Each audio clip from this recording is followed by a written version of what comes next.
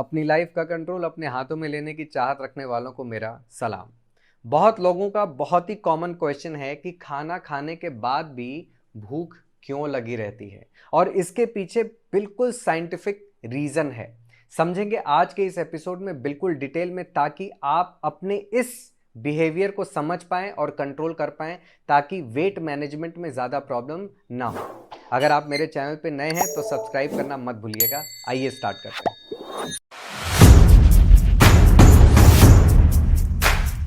Welcome back. खाना खाने के बाद भी भूख क्यों लगी रहती है, इसको समझने के लिए सबसे पहले हम बहुत ब्रीफली ये समझते हैं कि हमारा नॉर्मल डाइजेशन प्रोसेस है क्या। तो सबसे पहले हम खाना खाते हैं, फिर ये खाना डाइजेस्ट होता है। डाइजेस्ट होने के बाद ये खाना ग्लूकोज में कन्वर्ट हो जाता है और ये फिर आपके ब्लड के साथ मिक्स हो जाता है। ब्लड का ग्लूकोज बढ़ जाता है। जैसे ही ब्लड का ग्लूकोज बढ़ता है, आपकी बॉडी में एक हार्मोन रिलीज होता है जिसको हम बोलते हैं इंसुलिन। ये इंसुलिन एक्सेस ग्लूकोज को जो आपके ब्लड में घूम रहा है उसको उठा के सबसे पहले मसल सेल्स के पास लेके जाता है। मसल सेल से पूछता है कि क्या आपके पास थोड़ी सी जगह है ताकि मैं अपने एक्सेस ग्लूकोज को आपके पास रख दूं। अगर उसके पास जगह होती है तो वो रख लेता है, बाकी का बचा हुआ फिर इंसुलिन लिवर सेल्स के पास लेके जाता है। फिर उससे पूछता है कि क्या आपके पास भी थोड़ी सी जगह है ताकि मैं एक्सेस ग्लूकोज रख दूं। अगर वो बोलता है हाँ है, तो थोड़ा सा उसको दे देता है, नहीं तो फिर सारा का सारा फैट सेल्स के पास लेके चला जाता है। और फैट सेल्स के पास हमेशा जगह होता है, वो जितना भी एक्सेस ग्लूकोज हो उसको सेव कर लेता है। तो ये है हमारा नॉर्मल डाइजेशन प्रोसेस। अब होता क्या है कि जब हम खाना खाते हैं वो डाइजेस्ट होता है, ब्लड का ग्लूकोज भी बढ़ता है, लेकिन यहां पे प्रॉब्लम आती है इंसुलिन के लेवल पे। यानी कि इंसुलिन जो है वो अपना काम प्रॉपरली नहीं कर पा रहा, इसीलिए मसल सेल्स के पास खाना नहीं पहुंच रहा। जब मसल सेल और लिवर सेल के पास खाना नहीं पहुंचता है तो ये दोनों कंटिन्यूअसली ब्रेन को सिग्नल दे रहे होते हैं, क्या कि भूख लगी है, खाना लेकर आओ। क्यों? आपने खाना खाया तो है, लेकिन वो खाना उन सेल्स के पास पहुंचा ही नहीं है। अब इंसुलिन अपना काम क्यों नहीं कर पाता है, उसके कई कारण हैं और सबसे प्राइम कारण है एक हार्मोन जिसको हम बोलते हैं कॉर्टिसोल का प्रेजेंट होना। कॉर्टिसोल जो है वो एक स्ट्रेस हार्मोन है। यानी कि जब भी आप स्ट्रेसफुल होंगे तो ऐसा कॉर्टिसोल आपके ब्लड में घूम रहा होगा। कॉर्टिसोल और इंसुलिन का 36 का आंकड़ा चलता है, उन दोनों में बिल्कुल नहीं पड़ती, लेकिन कॉर्टिसोल ज्यादा बलवान है, स्ट्रांग है, इसलिए इंसुलिन को अपना काम करने नहीं देता।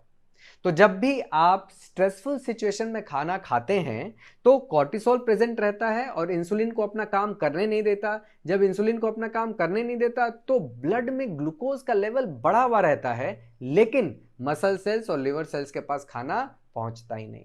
और वो पूरे टाइम आपके ब्रेन को सिग्नल दे रहे होते हैं, प्लीज कुछ खाना लेके आओ, कुछ खाना लेके आओ, अभी तक हमारा पेट नहीं भरा। और इवेंचुअली आप क्या करते हैं, आप खाना खाने के बाद कोई शुगरी आइटम खाते हैं। जब ये शुगरी आइटम आप खाते हैं तो आपके ब्रेन के प्लेजर सेंटर को सिग्नल जाता है कि सब कुछ ठीक है। जैसे ये सिग्नल जाता है, हालांकि ये बहुत मोमेंटरीली होता है, थोड़े समय के लिए होता है, लेकिन जैसे ये सिग्नल जाता है आपकी बॉडी में कॉर्टिसोल का लेवल जो है वो थोड़ा सा ड्रॉप होता है। और जैसे ये ड्रॉप होता है, इंसुलिन क्या करता है, यही ग्लूकोज जो एक्सेस आपके ब्लड में ऑलरेडी था, प्लस ये शुगर वाला आइटम जो आपने बाद में खाया, उसकी वजह से और ग्लूकोज बढ़ गया और ये पूरा का पूरा आपके फैट सेल्स के पास पहुंच जाता है, क्योंकि मसल सेल और लिवर सेल्स में उतनी जगह नहीं खाली थी, लेकिन जो भी खाली थी वो भर जाती है और भरते ही सारा का सारा फैट सेल्स में पहुंच जाता है। तो खाना खाने के बाद ऐसा लग रहा था कुछ खाया नहीं, लेकिन जैसे ही वो शुगरी आइटम या कुछ एक्सेस आपने खाया, आपको थोड़ी देर के बाद एकदम से ऐसा फील होता है कि कुछ ज्यादा खा लिया। और ये कुछ ज्यादा क्यों होता है? क्योंकि ब्लड में ग्लूकोज का अमाउंट ऑलरेडी ज्यादा था।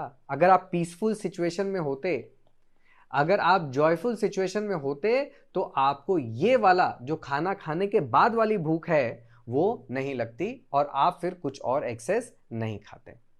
तो इसका मतलब जब भी आप खाना खा रहे हो, आपका जब फूड इनटेक का टाइम हो, तो आपको ये इंश्योर करना है कि आपका जो माइंड है वो हाइपर एक्टिव ना हो।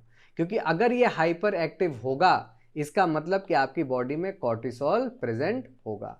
अगर कॉर्टिसोल प्रेजेंट होगा तो इंसुलिन अपना प्रॉपर काम नहीं कर पाएगा। इंसुलिन अगर अपना काम नहीं कर पाएगा तो वो आपको भूख का सिग्नल देता रहेगा कि भूख लगी है, खाना लाओ। और आप उसको हो सकता है छोटा सा गुलाब जामुन दे दो, एक बर्फी दे दो, आइसक्रीम थोड़ा सा 1-2 चम्मच दे दो, और उसके बाद फिर वो सिलसिला चलता रहता है। सो दोस्तों, स्ट्रेस एक बहुत बड़ा कारण है कि वो आपकी बॉडी में हो रहे नेचुरल प्रोसेसेस को पूरी तरीके से होने नहीं देता। आपके बहुत सारे ऐसे सिग्नल्स होते हैं जो बॉडी दे रही होती है लेकिन वो आप तक नहीं पहुंचता।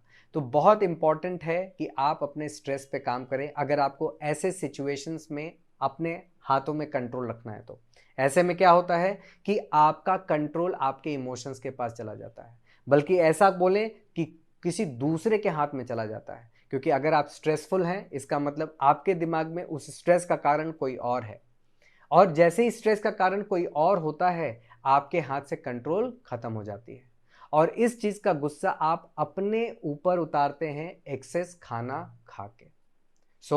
इसी को हम लोग इमोशनल ईटिंग भी बोलते हैं।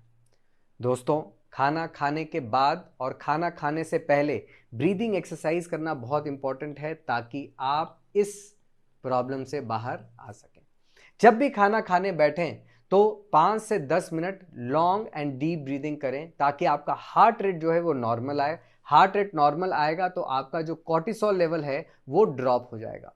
कॉर्टिसोल लेवल ड्रॉप होगा तो बॉडी अपना फंक्शनिंग नॉर्मली करेगी। जब आप खाना खा लें फिर से डीप ब्रीदिंग करें, ये इमेजिन करते हुए कि आपका खाना प्रॉपर्ली डाइजेस्ट हो रहा है, वो सारे सेल्स के पास पहुंच रहा है, और फिर देखिएगा आपको खाना खाने के बाद भूख नहीं लगेगी। थोड़ा सा समय लगेगा क्योंकि बॉडी को हमने ट्रेन कर रखा है खाना खाने के बाद कुछ देने का, तो उसको वापस से हमें डी ट्रेन करना पड़ेगा, यानी कि अच्छी आदतें सिखानी पड़ेंगी। तो कम से कम 20 से 25 दिन आप खाना खाने के बाद डीप ब्रीदिंग करिए और ये इमेजिन करिए कि आपका खाना प्रॉपर्ली सारे सेल्स तक पहुंच रहा है और आपके सेल्स का पेट भर रहा है ताकि आपको क्रेविंग ना हो। और फिर इवेंचुअली आप देखेंगे कि खाना खाने के बाद जो ये थोड़ा सा कुछ खाने की रिक्वायरमेंट है ये खत्म हो जाएगी। मैं उम्मीद करता हूं कि आज का ये टॉपिक आप तक जरूर पहुंचा होगा। मुझे कमेंट में बताइएगा। कोई क्वेश्चन हो इससे रिलेटेड वो भी आप कमेंट में पूछ सकते हैं, या कोई टॉपिक जिस पे आप चाहते हैं कि मैं आपके लिए वीडियो बनाऊं वो भी आप कमेंट में लिख सकते हैं। अगर आप मेरे चैनल पे सब्सक्राइब नहीं किया है तो ज़रूर सब्सक्राइब करिएगा ताकि ऐसे टॉपिक जो इम्पॉर्टेंट हैं अपने हेल्थ को लेके आप उसे मिस ना करें। मिलते हैं अगले एपिसोड में एक नए टॉपिक के साथ। This is Kapil Kanodia signing off.